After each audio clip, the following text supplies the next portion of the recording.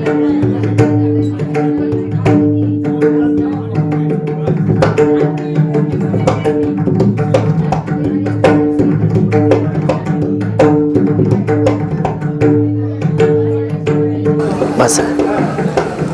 रामकृष्ण रामकृष्ण हरी. एक वारकरी संप्रदायातील किंवा ते जे कीर्तनकार आहेत, कथाकार आहेत, प्रवचनकार आहेत, या सर्वांची मुलाखत घेतो. वा वा. की ज्या दृष्टिकोनातून मी आपण हो ठीक. धन्यवाद. आपली ओळख सांगा.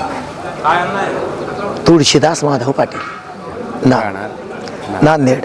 नागनीला काही का हो हो. तुमचं शालेय शिक्षण काय? शालेय शिक्षण FYBSc. शालेय शिक्षण नांदेडला झालं. हो. आणि 10वी पर्यंत नांदेडला, 11वी 12वी आंबणेर प्रताप कॉलेज. हो. त्यानंतर मग आळंदीला गेलो. हो. 85 ते 90 पर्यंत आळंदीला वारकरी शिक्षण संस्था जोग महाराज. आपल्याला प्रेरणा कशी काय मिळाली की वारकरी आपण आता एवढं आपला 12वी झाला, 12वी नंतर आपल्याला का नाही वाटलं की पण आपल्या नेहमीच्या कॉलेजला किंवा आपण डिग्री कॉलेज किंवा हे पोस्ट ग्रॅज्युएशन कर. लहानपणापासून दृढ इच्छा होती की आपण कीर्तनकार बनावं. लहानपणापासून जेवढं 7वी 8वी मध्ये होतो तेव्हापासून वाटत होतं की जे मोठमोठे कीर्तनकार, ज्येष्ठ श्रेष्ठ कीर्तनकार आहे. हे जे आहे प्रेरणा जी तुम्हाला मुळात आता लहानपणी तुम्हाला अशी काय इच्छा झाली की आपण कीर्तनकार व्हावं? हां. कोणाचा तरी प्रभाव त्याच्या? हो. तर आमच्या गावामध्ये आमचे वैकुंठवासी एक हरिभक्तपरायण सोमा महाराज नांदेडकर, सोमा महाराज नांदेडकर, त्यांचे कीर्तन श्रवण करीत असल्यामुळे आणि त्यांच्या कीर्तनाचा प्रभाव असा होता की त्यांच्याकडे पाहून, अतिशय बालपणापासून त्यांच्याकडे पाहून मला सुद्धा मनातून वाटत होतं की आपण बाबांसारखं कीर्तनकार व्हावं. पण आता आपलं हे लहानपणी आपलं एक मत असतं असं, पण जसं आपण कॉलेज शिकतो किंवा पुढे पुढे जातो तसंच आपलं मत बदलत असतं. आपलं मत बदललं नाही त्याचं कारण नाही, ते मनापासून दृढ इच्छा होती ना आणि आवडच होती. आणि लहानपणापासून म्हणत होतो की आई वडिलांना मला आळंदीला जायचं आहे शिक्षणाकरता. आई वडील विरोध करीत होते, पण एकदा मग संधी मिळाली, आळंदीला निघून गेलो. आळंदीला कुठे घेतलं शिक्षण? आळंदीमध्ये आमची एक संस्था आहे, जोग महाराजांची संस्था, अख्ख्या महाराष्ट्रामध्ये प्रसिद्ध आहे.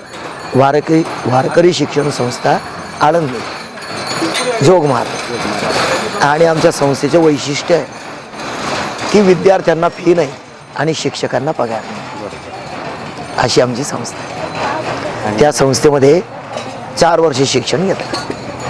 ते आता हे कसं म्हणजे माधुकरी मागून शिक्षण करतात? हो, माधुकरी तर मागावी लागते. हो. एक प्रमुख त्याच्यामधलं एक साधन हे आहे. हो, साधनाचं अंग आहे ते एक. हो. 4 वर्षानंतर आपण शिक्षण घेऊन बाहेर पडलात. हो. मग तुम्ही म्हणजे कीर्तन करायला लागलात, प्रवचन करायला लागलात? 91 पासून. 91 पासून? 91 पासून तर आजपर्यंत म्हणजे खूप वर्ष झाली. 91 पासून 31 वर्ष झाली जवळजवळ. 32 वर्ष होऊन गेली. तुमची तरुण वयाचं पासूनच तुम्ही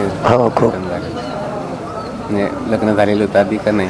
नाही, लग्न 93 ला. लग्नाच्या आधीपासून? लग्नाच्या आधीपासून. कारण की आमच्या आळंदीला ज्यांचं लग्न झालेलं आहे त्यांना संस्थेमध्ये प्रवेश देत नाही. नंतर लग्नच केलं? हो, 93 ला. त्यांनी पण मान्य केलं? हो. बऱ्याच वेळेस असं असतं की मुली मान्य करत नाही. त्यांना बी आवड होती त्यांना, त्यामुळे योग जुळून आला आमच्या. आता पहिली सुरुवात तुम्ही कुठे केली कीर्तनाची? कीर्तनाची सुरुवात आळंदीला. हो. मग तिथे हे करतात का म्हणजे संस्थेमध्ये संस्थेमार्फत जे आहे पहिलं कीर्तन? हो, ट्रेनिंग करतात. ट्रेनिंग सुरुवात होते.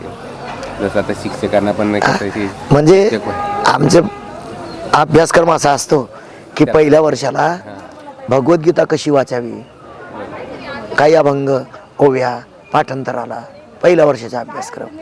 दुसऱ्या वर्षाला काही ओव्या, अभंग, पाठांतराला आणि भगवद्गीतेचा अर्थ कसा करावा. आणि एक विचारसागर नावाचा ग्रंथ आहे, तो विचारसागर ग्रंथ आम्हाला दुसऱ्या वर्षाला शिकवायला असतो. आणि 3ऱ्या आणि 4थ्या वर्षाला ज्ञानेश्वरी पंचदशी हे 2 ग्रंथ शिकायला असतात.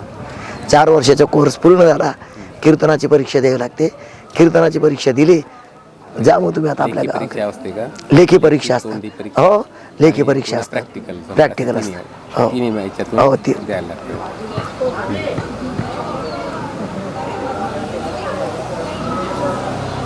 मग आता याच्यामध्ये ना आपण जेव्हा आपण प्रवचन करतो किंवा कीर्तन करतो याच्यामध्ये काही असा समाजाला उपदेश देण्यासाठीच आपण हे सगळं करत असतो. हा, त्यात संप्रदाय या माध्यमातून समाज प्रबोधन होतं प्रमोद आणि आपल्या मनाला शांती मिळते. बरोबर. कीर्तन, प्रवचन, भजन हे जे करायचे ते समाजाचं माध्यम ठेवून, निमित्त ठेवून करायचे आपल्याला. खरं तर कीर्तन प्रवचनाचं मूळ उद्देश आहे आपला स्वतःचा उद्धार होणं. स्वतःचा उद्धार होण्याकरता आपल्याला जो आनंद प्राप्त होईल आणि त्या आनंदातून लोकांना, समाजाला आपल्याला आनंद द्यायचा आहे. म्हणजे आपल्या आनंदातून आपण दुसऱ्या लोकांना आनंद द्यायचा. हो, अतिशय चांगला उपक्रम असतो हा. आणि त्याच्यामुळे काही समाज प्रबोधन पण घडतं. हो हो आणि हिंदू धर्माचा प्रचार प्रसारही होतो. हो. आज जी सांप्रदायाची सेवा आहे, जी पिढी आहे, संत महात्म्यांची सेवा आहे, म्हणजे ग्रंथांची सेवा आहे, समाजाची सेवा आहे. तर आत्ताच्या जी तरुण पिढी आहे या लोकांना थोडासा कल हा बाहेर गेलेला आहे. हो तर यांना आणण्यासाठी आपण असे विशेष काही प्रयत्न करू शकतो का? हो, आमच्या कीर्तन प्रवचनाच्या माध्यमातून आमचं सुरू असतं. हां, ते तर करतात आपण, पण तरी आमची संस्था आहे इथे कुंडलेश्वरला, श्री क्षेत्र कुंडलेश्वर, बेडी, कुठे आपले बेडी नशराबाद जवळ. नसराबाद. आपल्या लोकांना कळावं, सगळ्या लोकांना आपल्या दिंडी परंपरेची माहिती व्हावी, त्याकरता आमचे हरिभक्तपरायण गुरुवर्य भरतजी महाराज यांनी एक भलं मोठं कार्य आपल्या कुंडलेश्वरला केलेलं आहे आणि त्यांच्या अथक प्रयत्नातून हे कुंडलेश्वर संस्थान उभं राहिलेलं आहे. यांनी सुरुवात केली भरत महाराजांनी. हो हो, यांनी त्यापासून दिंडी परंपरेची सुरुवात केली. नाही, दिंडी परंपरेची सुरुवात आपले मूळ पुरुष आहे सद्गुरू झेंडूजी महाराज बेडीकर. आपले आसुदेकर नाही ना, बेडीकर कुंडलेश्वर. पहिले आपल्या दिंडीचे संस्थापक आहे कुंडलेश्वर बेडीचे सद्गुरू झेंडूजी महाराज. मग त्यांच्यानंतर दुसरे महापुरुष आपल्या गादीचे वारसदार धनजी महाराज भुसावलकर. त्यांच्यानंतर मग आपल्या दिंडी परंपरेचे वारसदार आहे नागोजी महाराज तळवेलकर. नागोजी महाराज तळवेलकरानंतर आपल्या दिंडीचे चौथे वारसदार आहे तोताराम महाराज गाडेगावकर. त्यांच्यानंतर सद्गुरू झेंडूजी महाराज आसुदेकर आणि त्यांच्यानंतर गुरुवर्य राजाराम शास्त्री महाराज आणि शास्त्री बाबानंतर आता आपल्या दिंडीचे मुख्य सेवक आहे भरतजी महाराज. आता सध्या हो पायी जातात मी वारी. हो, आमच्या पायीवारी अखंड सुरू असतात.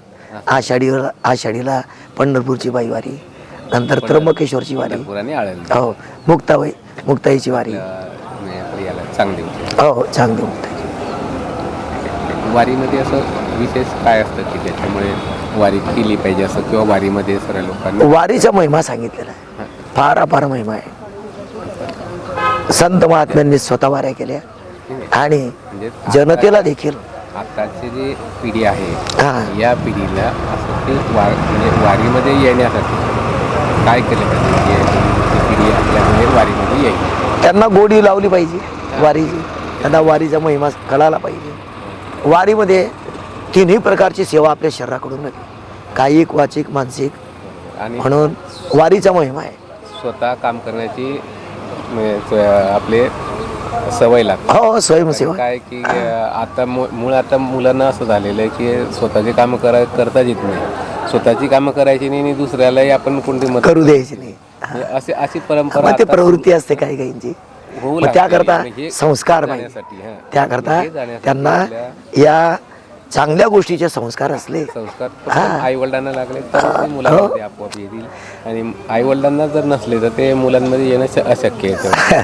मग त्याकरता आपला वारकरी संप्रदाय योग्य प्रकारे शिकवून देणारा, सगळ्यांना संस्कार देणारा, सगळ्यांना सामावून घेणारा, योग्य प्रकारे विचाराची आदान प्रदान करणारा एकमेव संप्रदाय आपला फक्त वारकरी. आणि 100% जरी नसलं तरी 10% तरी आपल्या ग्रहण करतो माणूस, ते विसरत नाही. हो, आणि तेवढा जरी परिणाम झाला तरी सुद्धा तो खूप मोठा परिणाम, खूप खूप खूप खूप मोठा परिणाम. दादा, एक आपण प्रवचनाच्या सुरुवात कुठून केली होती? प्रवचनाची सुरुवात हे पहा, आळंदीहून सुटलो आणि मग कीर्तनाला सुरुवात झालेली आहे. मग नंतर आम्ही ज्ञानेश्वरीचे प्रवचन करू लागलो. आमचे गुरुवर्य वैकुंठवासी शास्त्री बाबा यांच्या आज्ञेने आम्ही प्रवचनाला सुरुवात केली. मग सुरुवातीला 5-6 वर्ष आम्ही भागवताचं एकसारखं वाचन करत गेलो. मग वाचन झाल्यानंतर मग 95-96 पासून भागवत कथेला, रामकथेला आम्ही प्रारंभ केला. आणि या कथेतून आम्हाला खूप आनंद मिळू लागला. स्वानंद आणि स्वानंदातून आपण दुसऱ्याला पण आनंद हो. बरोबर. आणि कसं येते ना की आपला जो आनंद आहे तो आपल्या चेहऱ्यावरून सगळ्या प्रकट बघ बघ बघ वाणीतून प्रकट होतो. हो. आणि आता मी पण 2 दिवसापासून तुमची वाणी पण ऐकलेली आहे. हा. तुमची अतिशय श्रवणीय वाणी आहे. आणि त्यामुळे धन्यवाद. एकदा बसलं की असं वाटत नाही की उठून जावं, असं वाटत नाही. ती माऊलीची कृपा आहे. माऊलीची कृपा आहे. बरोबर. माऊलीच्या कृपेने हे पहा, जितकं आम्हाला मिळालं तितकं आम्ही लोकांना देण्याचा प्रयत्न करतो. देण्याचा जेवढा जास्तीत जास्त प्रयत्न आपला चालू. आज इथलं जे हे जे आहे हे तुम्हाला कसं वाटलं की इथलं जे भागवत जे आता आपण छान, सांगतो, एकदम आनंदमय वातावरण होतं. सगळ्यांनी मोठ्या प्रेमाने सहकार्य केलं आणि जे यजमान आहेत त्या यजमानांनी सुद्धा मोकळ्या मनाने हा कार्यक्रम केला. त्यामुळे आनंद या कार्यक्रमामध्ये खूप सगळ्यांना आनंद वाटला. यजमान जर का असेल तर मग ते सगळ्याच गोष्टी हो, मग संकोच, एक मर्यादा संकोच त्या ठिकाणी निर्माण होतो. आपलं कार्य अतिशय चांगलं कार्य आहे. आपण असंच कार्य चालू ठेवा आणि आपल्या रामकृष्ण हरी. हो.